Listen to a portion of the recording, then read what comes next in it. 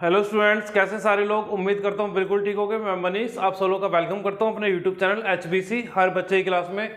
आज हम लोग क्लास 11th माइक्रो इकोनॉमिक्स का second unit consumer behaviour and demand के अंदर एक टॉपिक आपका consumer equilibrium in case of two goods, very important topic for the 6 marks.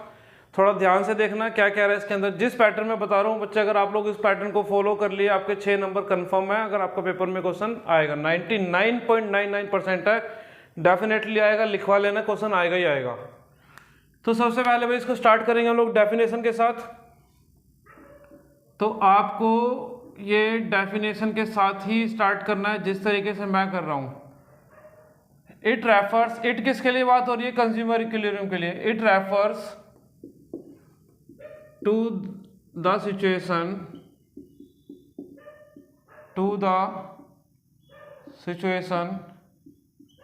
where the consumer gets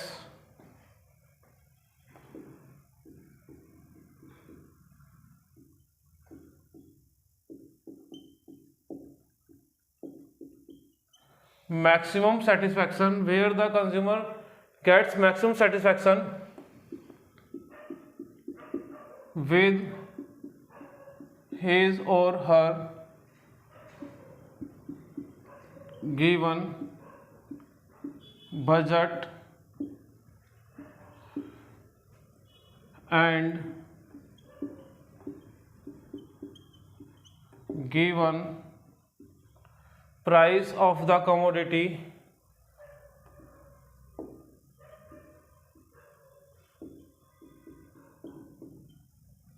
commodities, and he or she has no urge to change in his or her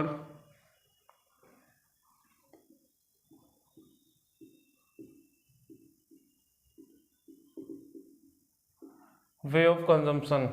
देखिए भाई क्या कह रहा है, देखो definition read करते हैं। क्या बोला है?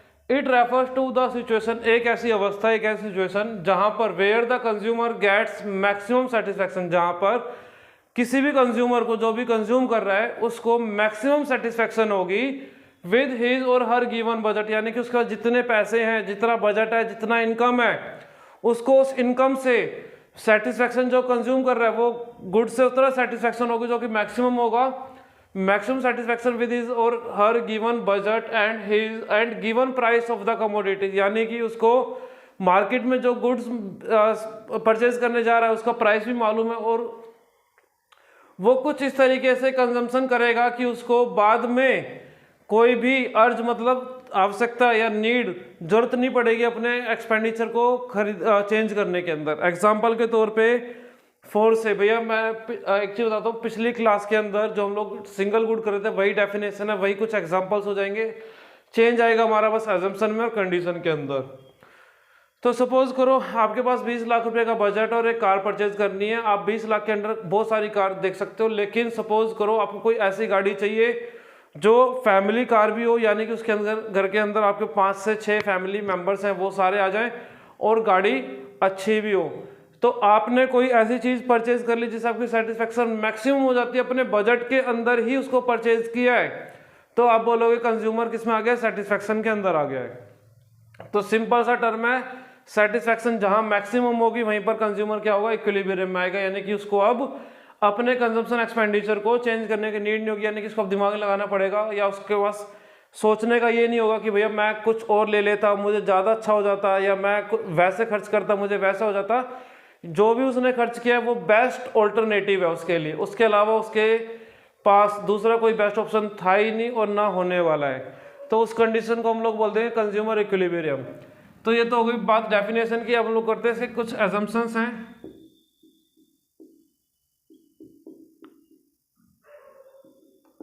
Number 1, consumer is rational. जो कंज्यूमर है भाई रैशनल है। रैशनल मतलब समझदार है, वो मनी को वाइजली दिमाग से यूटिलाइज करता है, यानी कि वो अननेसेसरी चीजें या अनाप शनाप खर्चे नहीं करता, जो चीज उसकी नीड की होगी वो उसी को कंज्यूम करेगा। सेकंड, इट डिपेंड्स, इट मतलब consumer equilibrium, it depends upon law of diminishing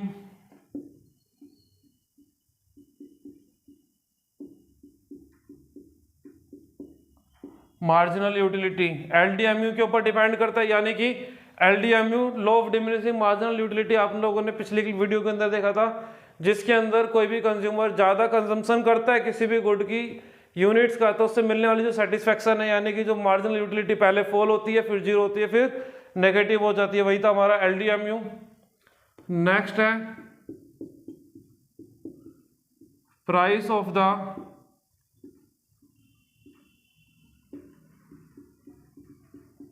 commodities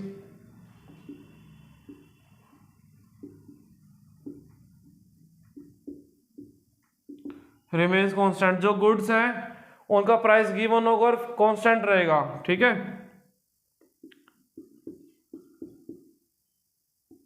it also depends upon law of equi marginal utility. भाई इक्वी मार्जिनल यूटिलिटी का जो लॉ है वो ये बोलता है कि जो कोई भी कंज्यूमर होगा ना किसी भी गुड की, यानी दोनों जो गुड परचेज करने वाला है, यहाँ पर दो गुड्स का केस चल रहा है, दोनों गुड की जो लास्ट यूनिट होगी उस लास्ट यूनिट से मिलने वाली सेटिस्फेक्शन सेम होने वाली है। अभी जब टेबल बनाएंगे उसको और अच्छे से देख लेंगे। अभी ध्यान देना है क्या किस बात पर, कि किसी भी गुड की या जो दो गुड आप परचेज कर रहे हो उनकी कोई ना कोई लास्ट यूनिट होगी, उस दोनों गुड की लास्ट यूनिट से मिलने वाला जो सेटिस्फेक्शन है वो सेम होगा, that is called law of equi marginal utility. ये थी हमारे पास कुछ अजम्पशंस। अब देखते हैं कंडीशन की, कंडीशन क्या है।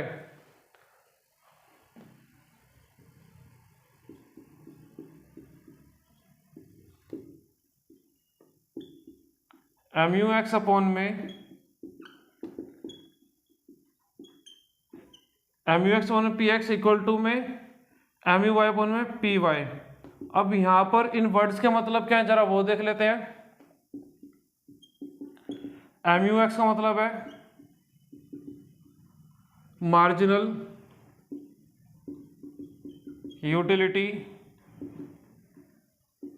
Of good x, M you Y का मतलब है marginal utility of good Y. देखिए भाई यहाँ पर एक्स और वाई के दो गुड्स हैं, हम दो गुड्स की बात कर रहे हैं ना, दो गुड्स बोला हुआ है तो दो गुड्स हैं, एक है गुड एक्स और एक गुड वाई। गुड एक्स की एम यू एक्स को बोलेंगे marginal utility of good x, M you y को बोलेंगे marginal utility of good y. Then है पी एक्स, पी एक्स क्या है, प्राइस ऑफ गुड एक्स, और पी वाई जो है हमारा वो है price of good y. Good y का price p y, p x good x का प्राइस। तो हम लोग की जो चीजें असम्पशन थी, कंडीशन थी और डेफिनेशन थी वो चीज हो चुकी है। आप लोग इसका स्क्रीनशॉट ले लीजिए एक बार, ठीक है। कंडीशन थोड़ा सा बताए तो क्या कह रहा है, गुड एक्स की मार्जिनल यूटिलिटी को डिवाइड करेंगे गुड एक्स के प्राइस से, इक्वल होना चाहिए गुड वाई के मार्जिनल यूटिलिटी और डिवाइड बाय गुड वाई के प्राइस के। अगर जहां पर ये कंडीशन सेटिस्फाई होती है वहीं पर क्या होगा, कंज्यूमर इक्विलिब्रियम होगा। आप लोग चाहे तो इसका स्क्रीनशॉट ले सकते हैं।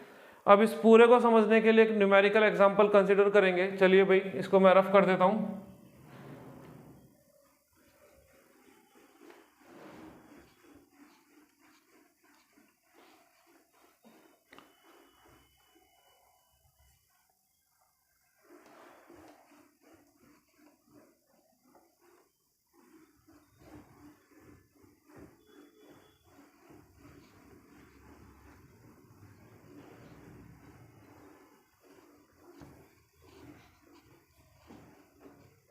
लेट करते हैं कुछ examples. Let P X equal to P Y equal to ₹1। इसका मतलब क्या, जो गुड एक्स आप लेने जा रहे हो मार्केट के अंदर वो भी 1 रुपए की आती है, और गुड वाई जो आप लोग लेने जा रहे हो वो भी कितने रुपए की है, 1 रुपए की आती है। ठीक है, लेट कर रहे हैं, एज्यूम कर रहे हैं हम लोगों ने बातों को, और हम लोग लेट कर लेते हैं M for budget. M for budget भाई लिख देता हूं, एम फॉर क्या होता है, बजट होता है, और बजट का मतलब कितने रुपए है उसके पास, 4 से 5 रुपए है। कोई कंज्यूमर 5 रुपए लेके मार्केट में जा रहा है, 2 गुड उसको परचेज करनी है, एक है गुड एक्स और एक है गुड वाई। गुड एक्स कितने की आती है, 1 रुपए की आती है, गुड वाई भी कितने की आती है, 1 रुपए की आती है। 4 से आप अच्छे से के लिए टॉफी का एग्जांपल ले सकते हो। एक बच्चा है 5 रुपए लेके जा रहा है वो, ठीक है, उसकी पॉकेट में 5 रुपए है, और उसने 2 तरह की टॉफी आती है, एक है वाई नाम की, एक एक्स नाम की। एग्जाम्पल रख लेते कुछ भी, एक है एल्पेनिलिबे और दूसरी एक्लेयर्स। तो एक्लेयर्स भी 1 रुपए की होती है, और जो एल्पेनिलिबे है वो भी कितने रुपए की भैया, 1 रुपए की है। और 5 रुपए बच्चे के पास है, वो सब कुछ इस तरीके से खर्च करेगा दोनों टॉफी पर कि उसकी जो सेटिस्फेक्शन है वो मैक्सिमम हो जाएगी। ठीक है भाई, इसके लिए मैं एक रैंडम टेबल बना रहा हूँ। और रैंडम क्या भाई, हम लोग जब भी स्टार्ट किए थे क्लास 11th की माइक्रो इकोनॉमिक्स, मेरे पास डेटा सेम चल रहा है, तो आप भी उसी डेटा को कंसिडर करेंगे, डेटा के अंदर फर्क नहीं करेंगे। तो कर लेते हैं भैया, यहाँ per unit MUX MUY PX, वैसे हमें जरूरत नहीं है, ऊपर लेट किया हुआ है, चलो भाई PX की खैर नीड है नहीं, तो इसको छोड़ ही देते हैं। टेबल जितना छोटा रहेगा आप लोगों के लिए उतना बेनिफिट है। लिखना चाहो तो लिख सकते हो, लेकिन हम लोगों ने ऊपर लिखा हुआ तो नीड नहीं पड़ेगी। 1 2 3 4 5 6 7 तक यूनिट्स है मेरे पास। कुछ ऐसे मार्जिनल यूटिलिटी है 10 8 6 4 2 0 -2। ये अगर आप लोगों ने ध्यान दिया होगा तो ये टेबल मेरी इस यूनिट के, यानी जो कंज्यूमर इक्विलिब्रियम वाली यूनिट है, कंज्यूमर बिहेवियर, उसके अंदर जब मैं रिलेशनशिप बता रहा था आप लोगों को TU MU के बीच में, वहीं से मेरी टेबल सेम चलती आ रही है। जब कंज्यूमर इक्विलिब्रियम सिंगल गुड में किया था तो भी मेरी टेबल सेम चल रही थी। तो डेटा को मैं सेम रख रहा हूँ ताकि आप लोगों को चीज़ें अच्छे से क्लियर रहेंगी।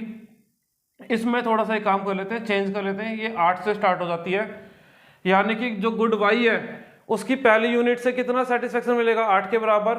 नेक्स्ट से मिलेगा 6 के बराबर, फिर 4, फिर 2, फिर 0, फिर -2 और फिर -4। देखिए कहना क्या चाह रहा है इसके अंदर, अगर आप गुड एक्स को ले रहे हो, गुड एक्स की फर्स्ट यूनिट को लेने से जो आपकी मार्जिनल यूटिलिटी है वो 10 यूटिल्स है, सेकेंड यूनिट की 8 यूटिल्स है, तीसरी की 6 यूटिल्स, फोर्थ की 4 यूटिल्स, नेक्स्ट की फिफ्थ की 2 यूटिल्स, नेक्स्ट 6 यूनिट की 0 यूटिल्स, देन -2। सेम 8 6 4 2 0 -2 -4। इस तरीके से सेटिस्फेक्शन कम हो रही है। पहली कंडीशन क्या थी, it depends upon law of diminishing marginal utility. देखो भाई MUX यानी कि मार्जिनल यूटिलिटी क्या फॉल हो रही है, यस फॉल हो रही है। एक टाइम बाद 0 नेगेटिव हो रही है, दोनों ही केस में फॉल हो रही है, 0 हो रही है, नेगेटिव हो रही है। यानी कि जो सेकंड कंडीशन थी या फर्स्ट नंबर पे लिखा हुआ देख लीजिएगा, it depends upon law of diminishing marginal utility, वो हम लोगों ने यहाँ पर प्रूव कर दिया है। अब क्या होने वाला है, पहली कंडीशन थी कंज्यूमर इज रैशनल। चलिए भाई देख लेते हैं, गुड एक्स का प्राइस 1 रुपये, गुड वाई का प्राइस 1 रुपये। कंज्यूमर रैशनल के 2 मतलब निकल के आ सकते हैं। अब यहाँ पर पहला मतलब तो भाई क्या है कि कंज्यूमर रैशनल है, मतलब समझदार है, वो मनी को वाइजली यूटिलाइज करेगा, अननेसेसरी या गलत तरीके से अनाप शनाप खर्च नहीं करेगा। तो भाई सबसे पहले, और दूसरी बात रैशनलिटी के अंदर एक और बात आती है कि वो अपनी मर्जी का मालिक है, मतलब उसका जो मन करेगा वो कंज्यूम करेगा। तो आप खुद देखो, ये गुड एक्स के बारे में इंफॉर्मेशन है, इस टेबल में गुड वाई के बारे में इंफॉर्मेशन है। सबसे ज्यादा सेटिस्फेक्शन देखो भाई किसके अंदर है, 10 है कि नहीं है, बिल्कुल सर 10 है। अच्छा मान लेते हैं इसके पास ना 5 रुपए एक एक करके 5 कॉइन्स हैं, 5 रुपए में एक एक करके 5 कॉइन्स है, वो 1 रुपया करके खर्च करेगा। तो फर्स्ट रुपये वो खर्च कर देगा इस वाली यूनिट पर, ठीक है भाई, फर्स्ट रुपये खर्च करा है उसने यहाँ पर। अब ये वाला ऑप्शन खत्म हो गया, अब उसके पास कितने रुपए बचे, 4 रुपए बचे, क्योंकि 5 रुपए थे उसके पास, 1 कॉइन खर्च कर चुका है, 4 कॉइन बचे हैं, 4 रुपए बचे हैं। अब बताओ कहाँ पे खर्च करेगा, सर ये भी 8 दे रही है और ये भी 8 दे रही है, दोनों में ही सेम है क्या? बिल्कुल सर, दोनों में सेम है। दोनों में अगर सेम हो रही है तो क्या करो, कोई भी ले लो आंख बंद करके। अगर आपका मन करता है वाई से तो वाई से ले लो, मेरा मन तो एक्स के साथ है, ठीक है भाई, एक्स के साथ है यहाँ पर। तो ये क्या हो जाएगा, दूसरा रुपया उसने यहाँ पे खर्च करा, बचे अब 3 रुपये उसके पास। अब तीसरा कॉइन कहाँ खर्च करेगा वो, बताओ। 8 के बाद बेस्ट कौन सा है, ये 6 या फिर ये 6 या फिर 8? ऑब्वियसली 8, तो थर्ड रुपये वो यहाँ खर्च करेगा। बचे 2 रुपये, कहाँ खर्च करेगा जी, इसके पास खर्च कर दिया उसने फोर्थ कॉइन, और 5वां कॉइन इसके पास खर्च कर दिया इसने, ठीक है भाई। इसने 5 रुपये थे, 5 रुपये खर्च कर दिए। अब आप देखो उसने गुड एक्स की लास्ट यूनिट कौन सी ली है, थर्ड वाली। गुड एक्स की लास्ट यूनिट थर्ड वाली है, बिल्कुल। उससे एम यू एक्स कितना है, सेटिस्फैक्शन कितना है, 6 यूटिल्स। और गुड वाई की लास्ट यूनिट कौन सी ली है, सेकंड वाली, सेटिस्फैक्शन कितना है, 6 यूटिल्स। यानी कि दोनों गुड्स की, गुड एक्स और गुड वाई की लास्ट यूनिट यानी थर्ड यूनिट और इसकी सेकंड यूनिट से जो मिलने वाली सेटिस्फैक्शन है वो भी 6 है, यहाँ भी 6 है, यानी कि इक्वल है।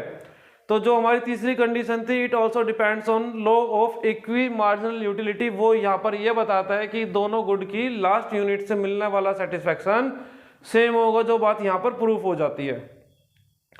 अब आप लोग इसके अलावा कोई और कॉम्बिनेशन बना के चेक कर सकते हैं, थोड़ा सा दिखा देता हूँ। सपोज करो कंज्यूमर अपनी मर्जी का मालिक है, वो कहता है भाई मैं तो सिर्फ एक्स पे कंज्यूम करूंगा, तो एक्स का भी सेटिस्फैक्शन बना के देख लो भैया। 10, 8, 18, अब करना क्या है, जितने भी एमयू है उनको ऐड कर लो। पहले तो हम लोग ये वाला ऑप्शन ऐड करेंगे जो कि हमारे पास हमने कंज्यूम करा है। पहले तो ये ले लो 1, 2, 3, 4 और ये 5। मैं ऐड क्या कर रहा हूं इनके अंदर, टोटल सेटिस्फैक्शन निकालना चाह रहा हूं मैं यहां पर। ये हालांकि आपका पार्ट नहीं है, ये सिर्फ समझाने के लिए, क्वेश्चन जब आप पेपर में करोगे तो ये चीज नहीं लिखेंगे। तो मिली कैसे कैसे, 10, 8, एमयू को ले रहा हूं भैया, 10, 8, 6। नेक्स्ट कितनी है, 8 अगेन, अच्छा ये 6 है। नेक्स्ट कितनी है, 8 और नेक्स्ट कितनी है, 6। इनको जरा ऐड करो, 10 + 8 18 + 6 24, 24 + 8 32 + 6 38। 38 utils are the maximum satisfaction. इसके अलावा आप कोई भी और कॉम्बिनेशन बना के चेक करेंगे ना। सपोज पांचों आप अगर ये ले लेते हो गुड एक्स की ओनली, तो 10, 18, 24, 32, 34। अगर आप 4 इसकी किसी भी तरीके से आप सोच के देख लो, कोई भी कॉम्बिनेशन बना के देखिएगा और कमेंट करके बताइएगा क्या इससे ज्यादा मिला। मैं गारंटी दे रहा हूं ज्यादा नहीं मिलेगा। तो हम लोग लास्ट में क्या लिख सकते हैं, लास्ट में हम लोग लिखेंगे when the consumer consumes 3 units of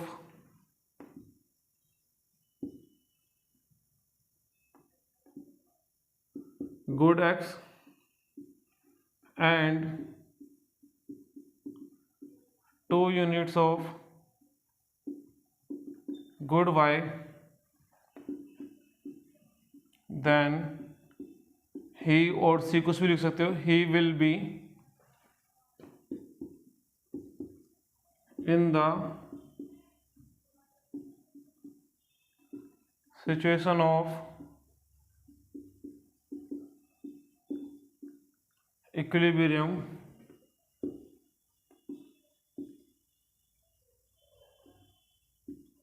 where he gets